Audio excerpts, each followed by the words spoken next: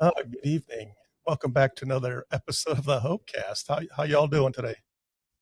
Um, Actually, I'm doing really well, thank you, Healy. I'm sorry I I'm stepped doing on your time. wonderful. I'm just used to him talking to me. I'm sorry. No, I was Yeah. So today's the day, huh? Yeah, so tomorrow will be 7 days post surgery for me.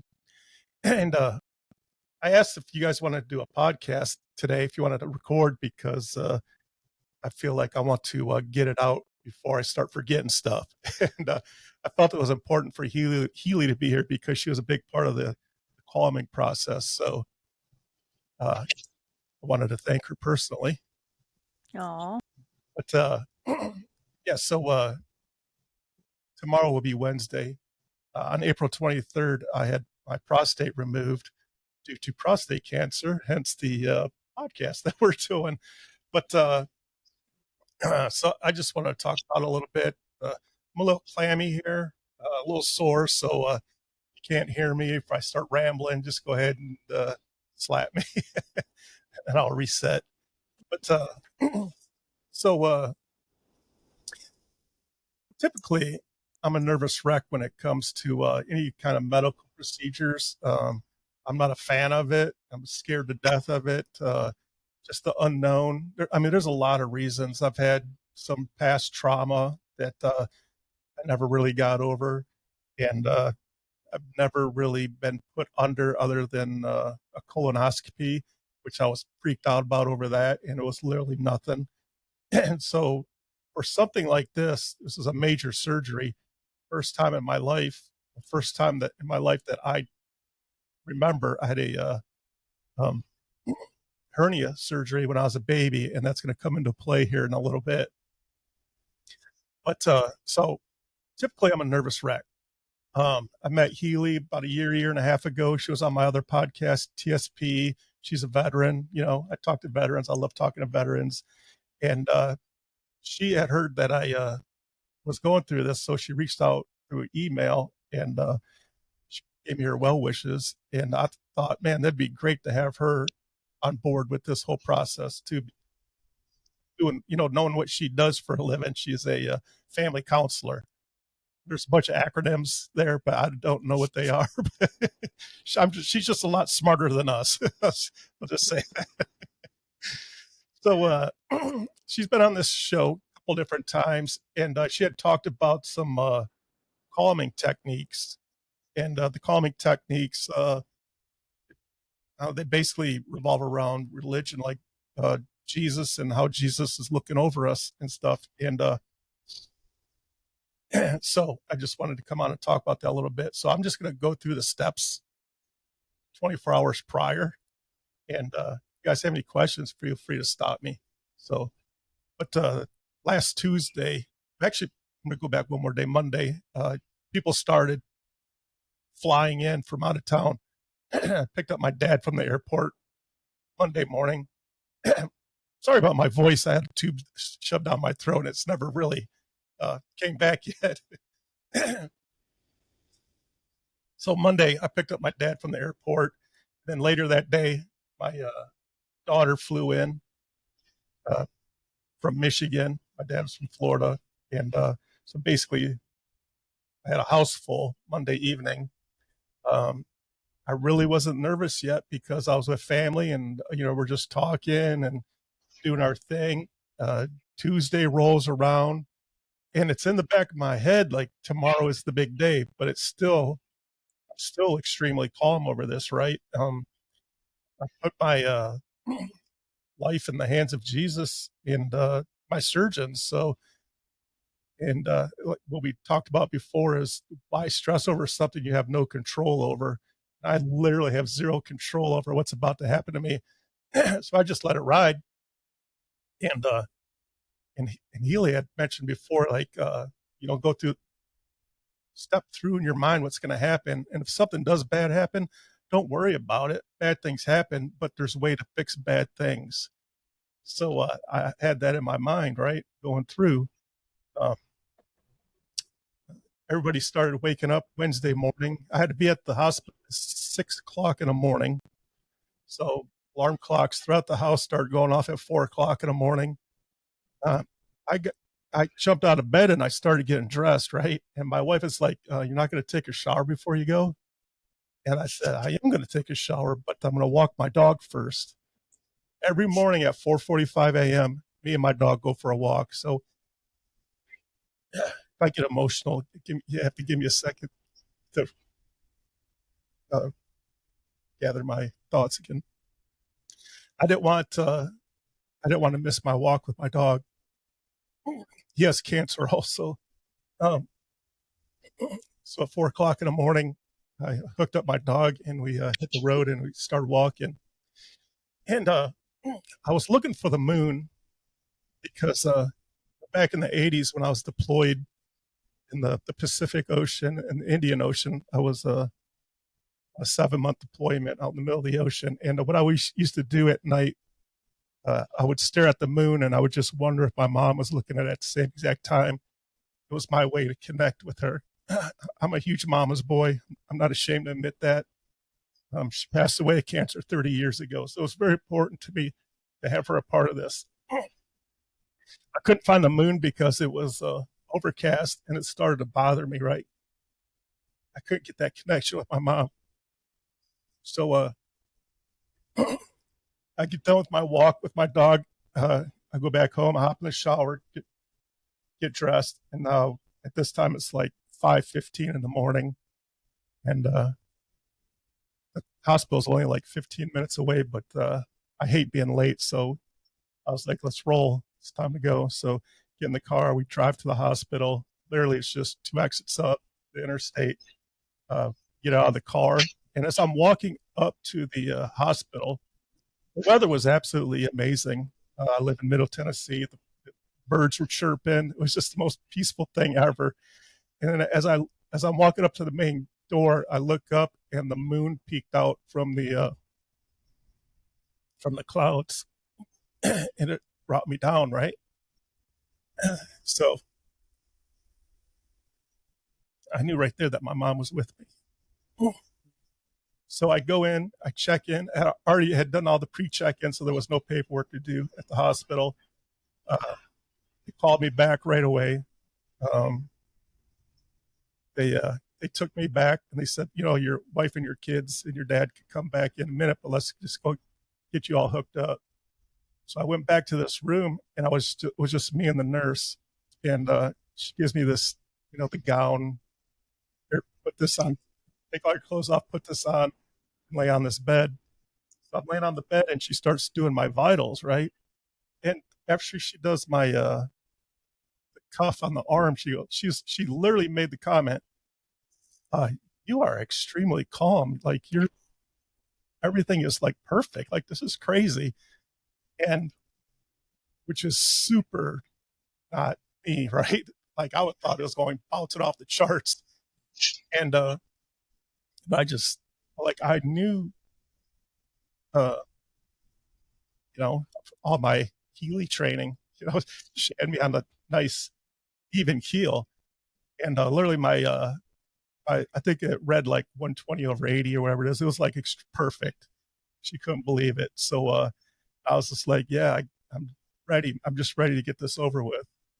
And so after that, a few minutes later, my family came in, and the doctor was in a meeting. So we sat there for like 45 minutes while I was hooked up to all the IVs and stuff. And so my kids are cracking jokes and being knuckleheads. And then the nurse is like, "Okay, it's time." So I'm going to start. I already had the 2 IVs, and she's like, "I'm going to start pumping these medications into your IV, and I have to give you a shot in your belly also." I was like, "Why? Can you just put it in the IV?" Like that shot of belly terrifies the hell out of me. Right. And she's like, "No, she's like all these," and she had like a handful of syringes, or like this big around, and she's like, "This is the only one that doesn't go in the IV," and she explains what every single vial does, and the one vial's like, "Okay, this one is going to make you happy. It's got like amnesia characters. Like, you're not going to remember too much after I put this in your IV, and you probably won't even remember the route to the OR. And I said, well, can you give me the shot in the belly after that one? And she was like, yes, absolutely. So she gets that all the way. And I said goodbye to my family and we hit the hallway. The nurse explained I had 4 stops that day. That was the first stop. The OR was the second stop. The recovery room was the third stop. And then my room would be the 4th stop. And then, so I rolled into the operating room, and that part is kind of vague, but they transferred me from that bed over to the operating room bed. And, they asked me a million times, what's your name? What's your birthday? And explain to me in your words what we're doing today. Obviously, they don't want to, amputate a leg while I'm there for prostate. Right? Right. So literally like 100 people asked me this question. So as I'm laying there, all these people are just like going to their stations and doing what they do. And then the one lady says, okay, I'm going to put this mask on you, and I'm just going to give you some oxygen. So as soon as she put the mask on me, the whole world went like this, like less than 5 seconds later, just like everything just shut down, and like, boop, I was gone. I was out. That is not straight oxygen. Yeah, that was definitely not. Not oxygen. That's Yeah. an encouraging statement they have. Yeah. You'll Here's be some all better oxygen to after help you. this. I'm sure it's in there, but Hey, anytime the surgeon or the anesthesiologist has to lie to me, I'm perfectly fine with that. So it was literally like 2 seconds later, I'm starting to wake up, and I hear them trying to talk to me, trying to wake me up. And at this time, I don't even know. I don't know if I'm still in the operating room or whatever, but I don't see anybody. I just see like silhouettes of people working. And they're like, hey, Mr. Fleek, are you awake? You with me? And I just kept saying over and over again, I'm confused. Like nothing is like, there's no comprehension, right? And that I'm pretty sure as a surgeon, because I know his voice, he is like, yeah, that's the anesthesia, whatever. Like that's what it's doing to you. And like, because I was confused, I thought, and it was such short amount of time for me. It wasn't 3 hours. It was 3 seconds. I thought they had aborted the procedure. So I asked them, um, did you take out my prostate? Like, what's wrong? He's like, yeah, we did it. Sure, all done. And my second question was, why do I have to pee so bad right now? Like, literally, I'm at the point where like I'm about to run across the parking lot to find a bathroom. That's how bad it was. The urge. And whoever it was that explained to me, that's your catheter. We blew up a balloon inside your bladder. So that's just the feeling you're having. And at this point, everything's starting to come true, So like, Catheter. That'll wake you up. yeah. So everything, and then I remember somebody asked me, "Are you cold?" And I was like, "Huh? What are you talking about? Am I cold?" And I looked down, and my left leg is flailing so bad it was like a fish out of water. It was just flopping on the table. And I spoke the words. I was like, "My leg is shaking," and they're like, "Yeah, we see that."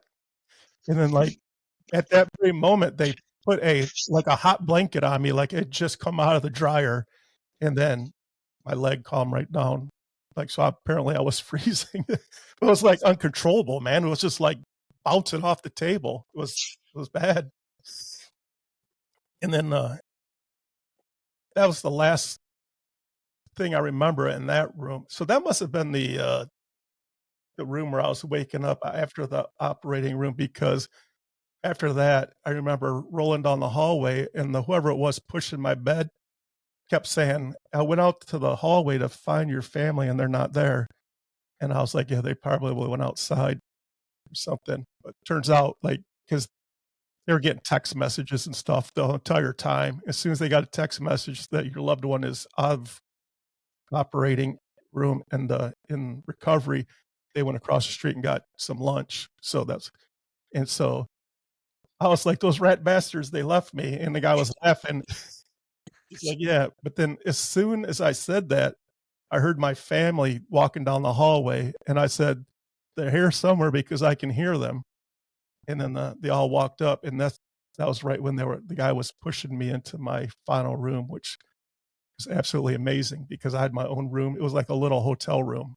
It wasn't like a normal hospital room that I have ever been in. And I was still kind of like foggy, right? So as I was coming to, like, there was a cross on the wall straight across from me, and I had taken a picture of it. I posted it on my social media, but that cross, like, literally brought me down, so I wasn't freaking out, right? And I was focused on this cross, and that cross literally, like, I wouldn't say it saved my life, but, like, it calmed me down so much, like, I knew I was in a good place. And, uh, and they told me that they were gonna have me walk right away. They're like, there's no way I was walking because I was strapped to all these stupid gadgets, like the leg things are blowing up my legs and stuff. So I didn't actually get a chance to walk until the next day, which I really wasn't happy about because I'd been in bed. Now at this time, not like I was super sore, obviously. My back was even getting sore because I was in bed horizontal from 6 o'clock in the morning on Wednesday until almost 11 o'clock in the morning the following day. And so I was like, man, I got to get out of this bed. So when the nurse came in the next day on Thursday, she was like, all right, Mr. Fleek, looks like there's a good chance you're going to be able to go home today. And I was like, I got to walk, man. Can you take these things off my legs so I can get out and walk? And the first walk was rough, man. I took like 3 steps and I was like, okay, I'm up. I'm good right now. She's like, do you want to go back down? And I was like, I'm not going back in that bed. Can I sit in that chair over there? And my backside was wide open and she didn't want me just sitting on it. Right. So she goes, yeah, but let me go get some sheets first. And so from that time on, I never went back into the bed. I sat in that chair. And so I just got up and walked around as I felt better. And that made a world of difference actually getting up and starting to walk. And Yeah, I didn't get to do that. I took that little side trek through ICU. So when you go, hey, I was there for 2 days or whatever, I would have loved that. You've been in bed 2 days. You get to go home now. But yeah, holy cow, you took this approach just like we said, and you got in there, you got it done, and you're good. yeah. It's been a week. The I mindset. do have. Go ahead. No, I was going to say the only question is, do you have your pathology report back yet? Yes, I got it back last night. Is that a scary thing to read through or what? Well, the surgeon actually called me. It was such good news. He wanted to call me. So the surgeon called yesterday and he was like, hey, Richard, this is Dr. Heiler. And I was like, hey, doc, how's it going? He goes, I know you're coming to see me on Thursday, but I got your pathology report back and I wanted to tell you, I didn't want you to wait. And so my anxiety, I was like, oh shit. He says, he goes, yes, 100% you had cancer. Um, but your cancer was not only was isolated on the prostate, it was isolated internally on the prostate, and we got it all. Mm. And he said we weren't able to get the lymph nodes because the lymph nodes had a lot of scarring tissue on them, which goes back 60 years, almost 60 years, like 58 years back to my hernia surgery when I was a baby. The way that healed, it prevented them from taking the lymph nodes. So he didn't see the risk versus reward wasn't there for him. He didn't want to disrupt it anymore. So he just left it. But then the pathology report came back, and I was super ecstatic over that. So after he's talking doctor talk, man, I'm like, oh, hey, listen, man, just tell me, is this good news or not? And he's like, this is excellent news. He's like, I will tell you that I've told people this before, and cancer has definitely came back, but we're in an excellent starting point right now. If it does come back, I don't want you to worry about it. It's for me to worry about it, and we'll be way ahead of, of it. Because if it starts reporting back, we'll, start therapy or whatever they do way before it's even an issue. So I was very happy to hear that. That's something you probably should write down, that exact phrasing that he said, so that when a worry does pop up, when you go back to like, you can have those words kind of ringing in your ear, because he's the expert. He knows, right? Yeah. So the next day when I saw him, before I even left the hospital, he came in and checked on me, and I asked him about it coming back. And this is way before I even got pathology reports back. And he emphasized it then too. He goes, listen, all I want you to do is worry about healing and getting better. I worry about cancer. And I was like, you got it, buddy. Happily put that in your lap. Yes. But so another crazy thing that happened, like being so calm and collected through this whole process, on Thursday morning when I was still laid up in the hospital, the nurse came in, and when she told me, listen, there's a good chance you can go home today. We just have to make sure you do 3 things: walk, eat, and pain. It has to be controlled. I was like, yeah, that's a good point. I wanted to ask you, when can you wean me off of these painkillers? She looked at me and said, Mr. Fleek, I've never had you on painkillers. I was like, what? Every time I came in and asked you what your pain level was, you always told me 3 or 4 tops. So she said, doctor prescribed them for you, but I just never gave them to you. I was like, hallelujah. Yes. Gosh, I mean, how many prayers can be answered? Seriously. So when I say this thing went like, it's crazy. That's crazy. Yeah, that's awesome. Yes. And now they won't hear from you on the support group page, will they? I'll still be there. So that's another thing. Like they chastised me for electing surgery over anything else, and like, you're done. Yeah, like if I would have chosen another path, like I don't want chemo and radio. I don't want that poison in my body. Like, yeah, it was a 1-day hell marathon. Where it wasn't that hellish, right? Because I sailed right through it. Didn't even take a pain pill. Literally, the only thing they had me on was a over-the-counter Tylenol. That was it.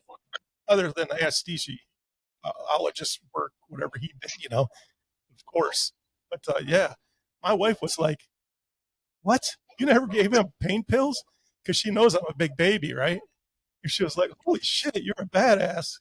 I didn't know, man. Like, no, I was. Well, so when they would come in like every hour or two, take my vitals, ask me a bunch of questions for since the time I got in my room till the time I left, right? And every time they asked me, what's your pain tolerance? Well, I just had major surgery. So like I need something to judge it by. I've never had major surgery. So compared to stubbing my toe, it's definitely a 3. Compared to getting my head cut off, like that's definitely a 3. You know what I'm saying? Like, what do I compare this to? I don't want to go and say 9 and you start pumping me up full of morphine or whatever, you know what I'm saying? So I was just trying to be truthful. Yes, I'm uncomfortable. I have to use my arms to get myself out of bed because I have 0 core strength. But in my head, like I'm doing, like this is not that bad. So I just kept saying 3. What's your pain level? 3. Sore, I feel it, but I mean, I don't know. I just didn't know what to judge it by. You know what I'm saying? I don't know if that makes any sense. I think that's always the hardest thing when going to the doctor or hospital and they ask pain level, because I feel like the same of like, well, I don't know. I'm able to handle it. Like, so that has to be below a 5 then.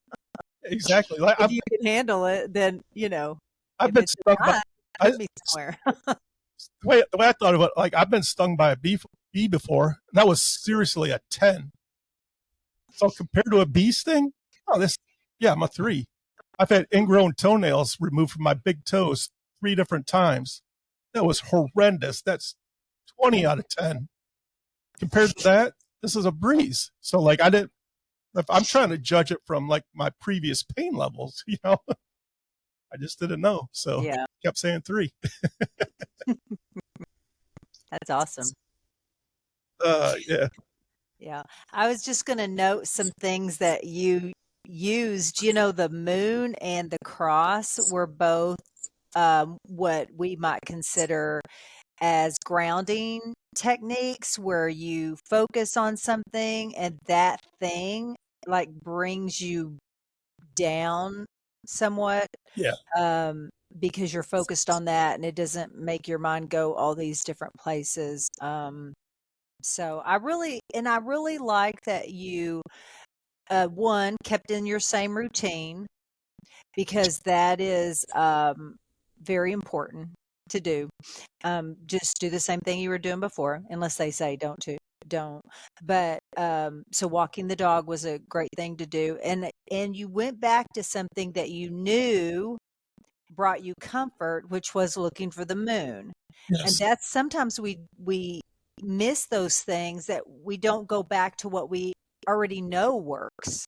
So you did really good in that. It sounds like you really were able to focus your thoughts on what was important and not the 10,000, different scenarios that we can typically go down. Yeah. I feel in my heart that those 2 things were life changing for me. Then on the last day when they finally released me, the nurse released me. First of all, Steve, you never prepped me for this pulling of the port, this drain. That No. holy, holy Yeah. hell! Now that was a 10. Like you Yeah. could have gave me a pill for that, and I would have been just fine. Holy crap! Yeah, they do that one, but then I had the 2 other ports draining the abscess, and I'm telling you, putting that in, the first one they did, he said, "Oh, it's gonna feel like a bee or a wasp sting." And I said, "Bull, it was a hot poker shoving into my stomach." And oh my, came off the table. And he goes, "Okay, we're almost done." Yeah, but when you start removing things, the catheter is another one. When they remove it, we haven't talked about, but I want you to be fearful of that, because it's one of the easiest things you're gonna do. They're just you go, okay, what do you? Wow, that was not nearly as bad as I thought it was gonna be. Well, that's what she said about the drainage tube. Because I asked her, she goes, "Okay, I got to take your drainage tube out, and then we can wrap you up and get you out of here." I go, "Is this gonna hurt?" And she goes, "No." And I can actually say this because I had one. I just had back surgery, and it doesn't hurt. It just you feel it. It's a long rubber tube. You can it feels really weird. You can just feel the tube running across your belly. Mm. Yeah, What? And sure, that's what you feel. she goes, "Take a deep breath." And so before I could even take a deep breath, I went, she went, whoop. And I went, it was the worst pain ever, man. Wow. In that chair still. And I was like, good Lord, lady. I literally wanted to cry. I think I yelped. I yelped. I really did. I yelped. Okay, that's gonna go. You have to use that as a clip. That's funny. I think I actually yelped. Yeah. It, it was terrible. Yeah, but see, I Mm. think mentally you went into this, you went through all of the stuff really early. And I think Healy helped you with a lot of that, as far as just Yeah. picture it, go through it step by step. Now Picture if something goes wrong. Picture it, and all of those things. You didn't have any of that. So it was all the positive steps you were taking.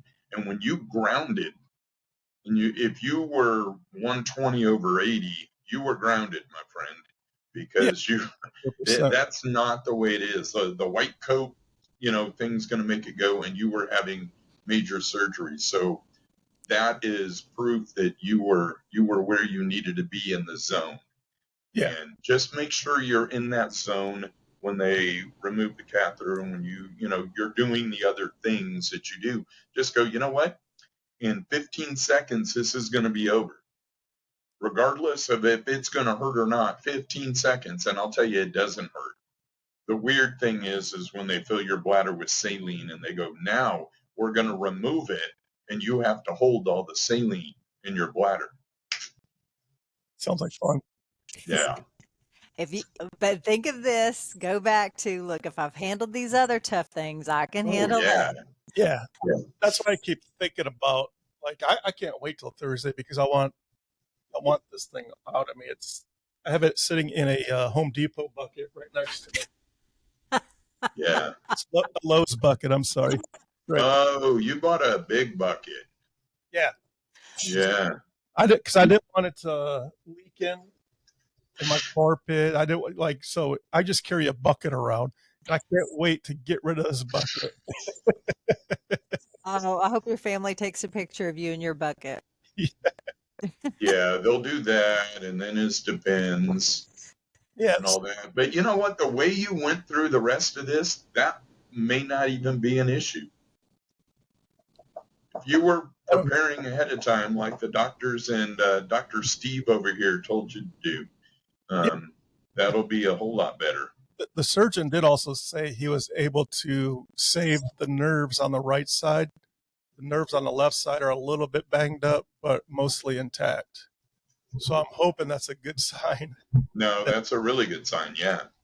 Yeah. So, It takes a while for the nerve bundles to reconnect yeah. and everything to realize what it's supposed to do. But you were on the happy path, my friend. Yeah. This is where you just rejoice in this and go, I have another 3 weeks off. Yeah. That's another reason why I can't wait to get rid of this bucket, because I already told myself I am not leaving this house with this bucket. I'm not going to go to the grocery store walking around with a bucket full of urine. So as soon as it is removed, I will be free and be able to do what the hell I Walking the dog carrying a bucket. oh, The dog's got problems. You could blame it on the dog at that point. Yeah, just have your little poop bags. Said, well, he's having issues, and they yeah. wouldn't even know. That's funny because when I would go for a walk, I'll try to walk like every time I go for a walk, I'll try to push it a little bit farther. So I'm up to like 4 houses up, but every time I walk down the street, I'm carrying this Lowe's bucket with me. Well, Now, if you would, you're up at 4:45, or is that what time yeah, you always walk the dog? So all day long. So in the mornings it doesn't matter, but yeah. during the day, well, just carry like a hammer with you, and they'll think you have nails or something in the bucket. It'll. I think you have a Nobody good thing to cares. share if somebody says anything like, let me tell you this story, and you yeah, just share. So I want to ask a question of so we had one very traumatic medical incident in the Navy, and then the other where you had jumped off the table and decided not to do the thing. yes. So how were those events processing in your mind, or were they, and how did you put that where it belonged? Oh yeah, I always butcher this word, compartmentalize. I try to stow them away. I was trying to focus on the positive and not the negative. So So what was the positive? the positive was getting rid of cancer and focusing on the rest of my life, right? Mm-hmm. So before, it was easy to jump off the table. That was get fixed. It was easy for me. And I mean, it wasn't easy for my wife because then she had to go and do it.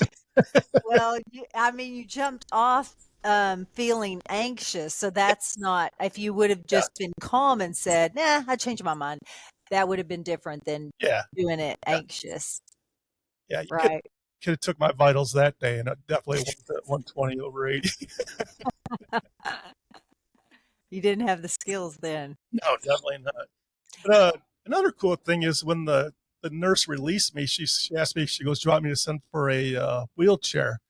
I said, "Nope." I walked into this hospital. I'm walking out, and my wife carried out. I can't carry anything, right? So my wife packed up all my stuff, put it in a bag, and we walked to the elevator. Went down to we're on the fourth floor. Went down to the main floor and walked to the main door. My wife said, "I don't want you walking in the parking lot. Stay right here. I'm going to go get the car." She went and got the car. She pulled around. I hopped in the car and we drove off. No wheelchairs. See, I'm surprised they let you do that. Mm. Yeah, Normally that's normally they policy. go, no, we will get you to the door, and if you want to walk to the car, you can. But I don't know. You impress somebody because normally they don't do that. They're afraid you're going to fall and sue them. Yeah. They didn't even walk down with me. They're just like, "All right, see you later." Are you serious? Yep. Well, they probably wrote on escape on your We to, don't know to where he went. limit liability. We said we're going to get a wheelchair, and the next thing we know, we get back and He's his gone. room's We don't empty. know. We don't Looked know out the what happened. window, and his wife's carrying everything. He was being rude. No. Yeah, don't carry, don't lift anything. The hernia thing's real and all of that. You have another, week of lifting restrictions? I don't know. I won't know until Thursday when I go back to see him. He said 2 to 4 weeks, but that was way before my surgery. That was one of my visits to him. So I'm off of work for 4 weeks. So I'm not doing crap for 4 weeks. Yeah. That's the way it's supposed to be. You're supposed to focus on healing at this point. Yeah. So do that. 100. And then, yeah. And I get to go to the doctor tomorrow, so we'll get to talk about all of that because. That'll be a big one. Do what? I said that'll be a big one. Yeah. I don't know. I don't know what they're going to end up telling me. It was, I now know why the doctor said don't get your PSA results prior, 2 weeks prior to your appointment. Because I got those back and my wife's all, why are you wanting to look at these? And I go, because I have to know. And I opened it up and they have doubled.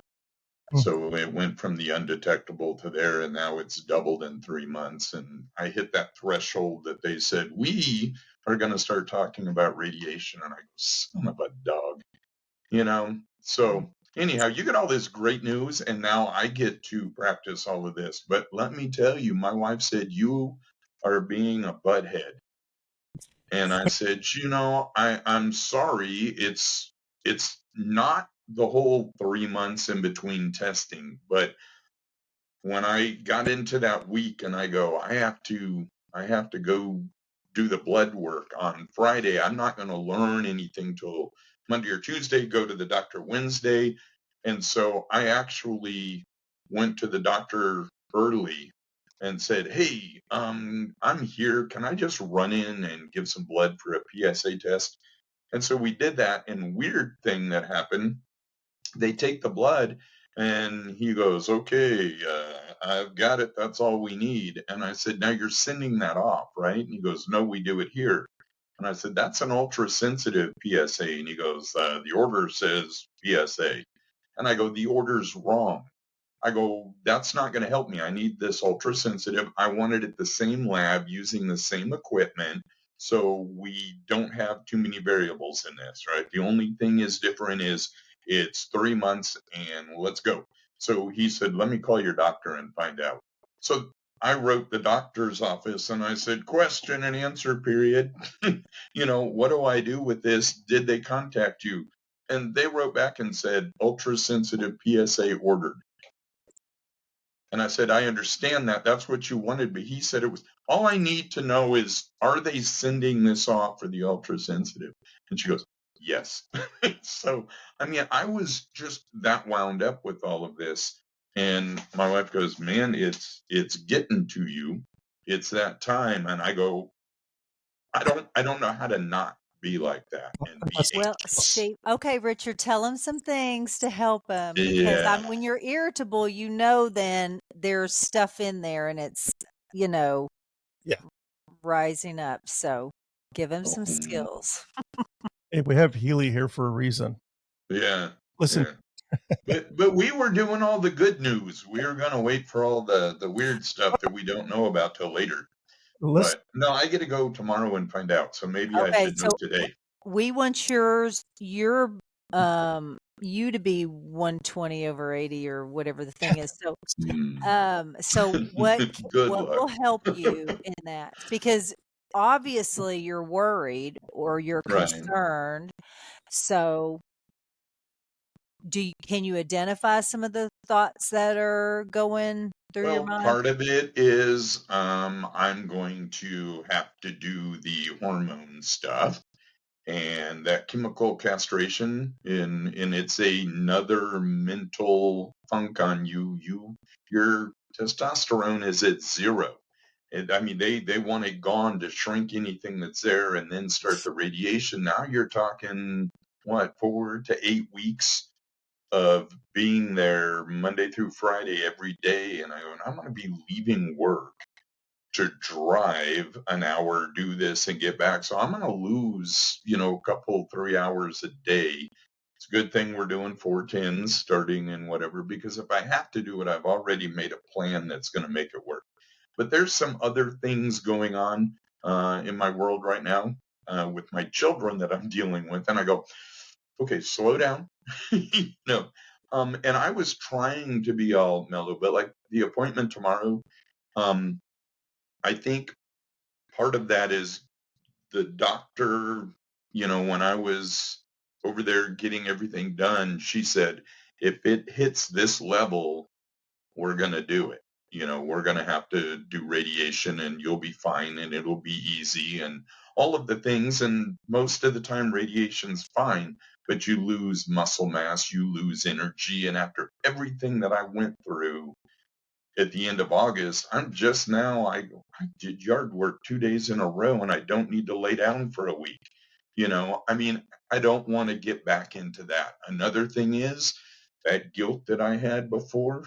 I'm thinking, oh my gosh, now my family's going to have to go back through this. My one daughter is the only one that knows because I don't know what the doctor is going to do. But she said, so did you get your results back? And I'm not lying about that one, but it's the whole thing to me is it's that unknown, right? I want to be in control of it and I can't. And I know that. Don't know what the doctors are going to say. Do you have all the facts? And they said, well, yes, because it was large and aggressive and it had invasion and it's outside the margins. We thought this was going to happen. So that's why that threshold is where it is. So it'll be so low. We're gonna hit it and it'll be good. So those fears are my fears, right? And I know wow, I asked for a couple and you gave me a shopping list, but I mean that's life. Yeah. You're So so we can So, 2 things. We can separate those things into 2 categories, the things that you can control and things that you can't. If there are things you can control, that's what you make a plan for. Do those things, whatever your plan is. The other thing is ensuring that your thoughts are healthy. And healthy means that they're truthful, they're encouraging, and they're helpful and positively phrased also. But the first 3 is what we focus on. So your thoughts right now, they are true, but anything future based, we don't know if it's true or not until we get to the right. place. So we don't pre-feel anything. We don't pre-worry or despair or anything of like how we're going to do all that. That's for the future. We'll handle that when it gets there. So the thoughts now are, how do we stay true and encouraging? Because right now you're true, but your thoughts are also discouraging. And I don't think they're being helpful because you're expressing them irritability with your wife. And that's normally a good indicator that my thoughts probably aren't healthy when I'm exhibiting things that aren't really who I am, like feeling Right. angry. So, and not to say, don't have feelings. Of course, you're going to feel some anger, but you want to manage that where it stays in a little place where you're not taking it out on others. So I would say maybe write down some of the thoughts that you're having, like all those that you shared, write those out in sentence form, and then transform them into something that's still truthful, but encouraging and helpful also, versus just truthful, discouraging, and not real helpful. Yeah. Yeah, So and that yeah, because once we that's transform our thoughts, right. that ends up coming out in our behaviors. And honestly, it's better for your physical health too. So if you really want a good chance at getting healthy and staying healthy, and it's not 100%, but it's going to be a good foundation for you to, like, if I want to be the healthiest I can be, I've got to transform my thoughts, because if those are sucky, my emotions are going to be sucky and my behaviors will be sucky. I don't know if that's a clinical term or not, sucky, but Yes. I don't know. you know what I'm gonna look it up. I, you know, Sucky attitude, yeah. And you know what? what's That's the kind other of it. word? I don't know. Is that well, my stinking thinking, right, is there because you say, "What if everything's fine?" And I go, "Great, I'm going to get that test result, and it's going to be undetectable." And the last one was an oops, right? And I said, "But what if it isn't?" Right? I would be happy with that. It wasn't, but when I was looking, I go, "If it isn't, I need it to be under that threshold." Right? If it goes up a little bit, it just can't go to, and then it went over that threshold. And so then I keep moving that line in the sand of now what's going to happen. Part of it is I still have complications from the last surgery and all of that I went through. And now I'm compounding it when they go, well, you could do surgery, you could do radiation. In my case, they said, don't do the radiation, do the surgery because like I said, it's a big IRAD 5 lesion that we need to get out. But then the pathology report was ugly. And I was recording the doctor in the hospital. I've recorded doctors since I had a phone that was able to do it. But I was talking to his person and she said, yeah, when, it's, you have to understand you're stage 3, whatever. And if you don't stay on top of this. And if it hits that and we don't take action, we don't know where it's going to end up. And so I'm guessing that, okay, if we do the prostate bed and we get rid of that, that's where it's going to be in 90% of the cases, right? If it goes somewhere else, I guess we wouldn't know that now. I don't know. See, so there's all these weird thoughts bouncing around in my brain. Right. Um, And you can control those, Steve. So even though they feel like you can't grasp them, that sometimes writing them down will help you get a better handle on them so you can actually address them out. So the the what ifs, like those are not, they always knock out helpful because they're not right. helpful. So you have to do, okay, if worst case scenario happens, I will handle it at that time. I've handled a lot in my life and I will Yeah. get through it again. I will do the best that I can. And that's really all you can do with future thinking is like, l- can you make a plan for 1,000 different scenarios? No, you can make a plan for the most likely scenario. Right. And sometimes you can't even make a plan for that. Like, you can't Right. control how the surgery comes out. Like, all Yeah. you can control is, okay, I need to make my mindset healthy. I need to be thinking healthy. I need to do physical things if I can to be helpful, but the rest you can't really control what your body's doing, producing, all that stuff. So the PSA didn't come back as well as you had hoped. Okay, you will handle it. You will work through it. And that's what you have to tell yourself, because that is truthful, that is encouraging, and it is helpful. And having a specific plan of, okay, I can't control that, but I can control this. And you're thoughts, even though people think we can't control them because we're so used to just letting them go anywhere we want. I mean, anywhere they want, that we don't try to manage them to where, like, I can control my thoughts, and I have to work hard at doing that, but I can do it.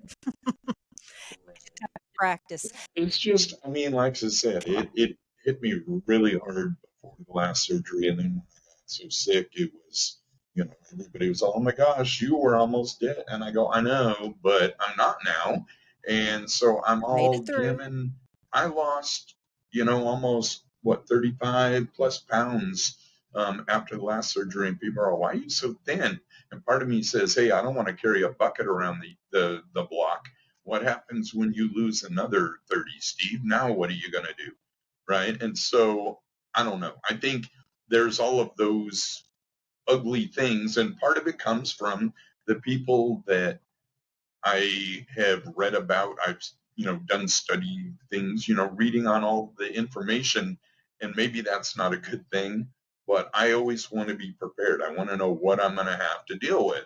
And if you give me worst case and I go, I can deal with worst case, but in this game, worst case is not where but if you're 80% worst case, you can deal with that. But I don't know. I get like that. The life is busy and crazy and there's so much stuff going on. And I'm just now, like I said, feeling like I'm ready to tackle bigger projects and get them done because I put them off, for the last year.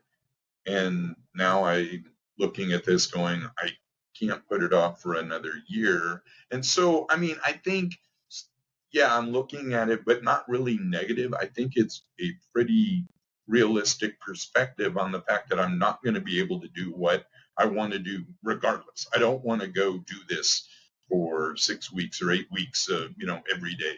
I don't want to do that. But Well, what I what know are I your have to. options though? Yeah. Right. I know I have to. So Yeah. that's like, okay, that part sucks. Well, now you look at the other things that are bothering me, right? And so I don't, it's just one of those I mean, obviously I will get through it, but it's the stinking thinking. And when you said, hey, you know what? Come on, put it to the side. Can you do anything about it? Nope.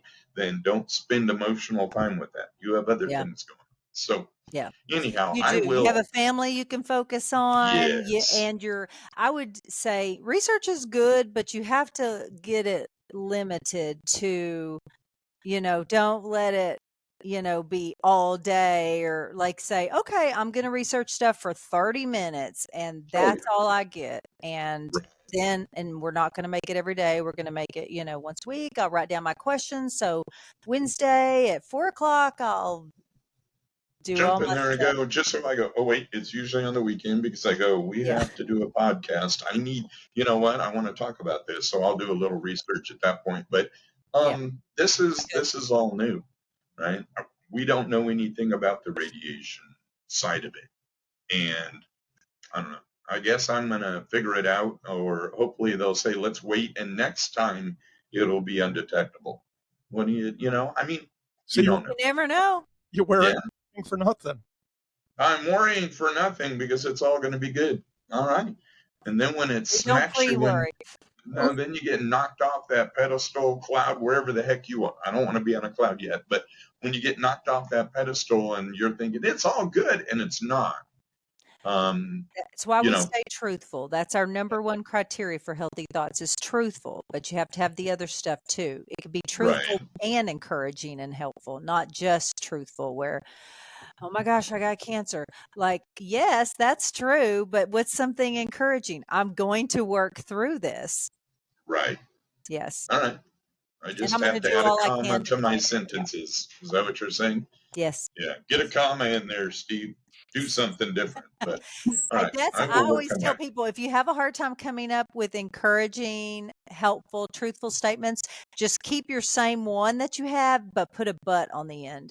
And the rest But has to be and then you have truthful, to say, right, encouraging, and like helpful. it. Yeah. Yeah. Yeah. That's a little Start bit with, easier sometimes. there you go. Yeah. Yeah. So, sir, how you doing? You got up and moved. Yeah. This is about it for you, isn't it? We've gone long. it's painful for me to sit in one spot, so I had to stand up. Yeah, no, yeah. You probably need to be done with this. It's exhausting. You go lay down and get better, and we'll do it again next time. I nap a lot. Well, you're That's part of supposed to. recovery. Yes, but Well, I just wanted to say though, Steve, you could take the same thing my surgeon gave to me. Let him worry about that. You worry about life. right. I know. No, I mean that bottom line, that's true. Yeah, Mhm. it's easier You're said. going to trust them in that anyway. So, Yeah, you know, Mhm. Yeah. And it's that's where you can like, what can I do? I can invest in the important things in my life, in my family, in things I can do, and focus my, sights on those things, not the things that I can't do or I'm limited by or whatever. Let me just focus on what I can do and where I can invest that's going to make my life good. I'm so glad you keep coming on the show. I Thanks for seriously having me. thank you because now my brain's going to be processing this one too. Yeah.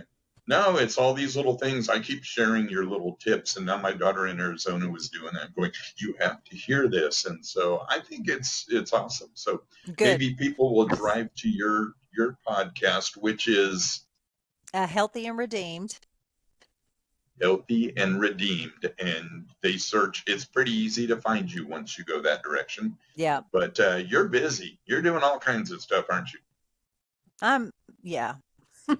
Yeah, busy's a good word, I guess. Just I guess my family yeah, doesn't like it, but I can't help it. oh, yeah. It keeps me out of trouble. Well, there we you appreciate it. Yeah, see, it's all this free counseling. I think what's going to happen is we're going to get bills, seriously, at some point. I say this. I think your daughter should watch this episode so she can remind you of the things you Uh-huh. need to do as Oh, you she go will. forward. She will. She go, did you hear what she said? And I'll go, yes, I did. Okay, so Steve, what is the criteria for a healthy thought before we go? It has to be truthful, number one. That's the most important. Number two, it needs to be positive. We can't be all funky on things that aren't happening. And the third one is it has to be, what was my third one? Well, let's do the acronym THE for THE. the uh, Uh-huh. truthful, helpful, and encouraging. Encouraging. If I it put doesn't them pass that together. muster, then Yeah. no, it's a no go. Yeah, then it's probably unhealthy. Get the back in your brain. Would you say the or the? The Okay. I I was probably just, said but I know, I don't, that's what I'm saying. When you, THE. Hey, I'm from the South. What can I say? yeah, well, I didn't know which, that's the thing. I get yelled at here when I go, all THE. right, so do you say pop? Yes, I say pop. And they go, no, it's soda. And I'm all, in And I say, Texas, that's Coke. It's all a everything's Coke. yeah, I need Coke. All right. And you go, what is that? No, I don't want a Coke. Give me a Dr. Pepper. Well, you just ordered a Coke. My Yeah. daughter worked at a restaurant when she first moved down here, and she would set it down. They go, what is that? Well, you ordered a Coke. Doesn't work. That means Dr. Pepper or sweet tea. It can be anything, I don't know. Yeah. Yeah. I figured he's thinking pizza again or something. But Well, anyhow, you need to go lay down. So give us your words of encouragement if you have them. If not, oh, you do. I'm ready. and it's gonna fit right into your little story today, there, pal. Okay. We're in this together. Never stop believing in better days. There you go. There you go. And I think we're doing it. And thank you, That's sir, a Healey. THE thought right there. There it is. All right. It's a THE. We don't even want to say it anymore, do we? We'll just I was the just, THE word. Yeah. Like we're spelling it around our children. Okay. Well, people, you be good. And Richard, you rest. Yes, And we'll do this next time. Healey, thank you again Mm-hmm. for all your help. So glad, for you. Happy for you. All right, see you guys next week. All right.